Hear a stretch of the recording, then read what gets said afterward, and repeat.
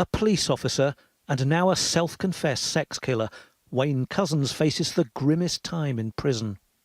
He snatched Sarah Everard off the street, raped her and strangled her.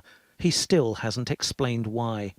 Wayne Couzens lied to the police when he was arrested and to date has refused to comment. We still do not know what drove him to commit this appalling crime against a stranger. For a week, colleagues of PC Couzens searched for Sarah on her route home around Clapham Common in South London.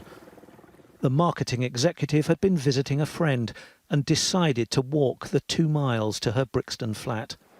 Her family and friends joined police in appeals for the public's help. Officers found Sarah's body 50 miles away, in remote woodland in Kent. It was hidden in a builder's bag. By then, police were on to PC Couzens, a Metropolitan officer for only 3 years. His job, armed protection of Parliament and embassies. He'd been acting oddly. He was driving along the road at the time Sarah vanished. He was in a hire car. Detectives seized his own car at his home in Deal and wondered why he'd needed to hire another. Analysis of his mobile phone showed he'd been in the woods where Sarah was found, and he'd been buying tape and the sort of rubble bag in which she'd been hidden. It wasn't much evidence, but it was enough for him to admit his guilt.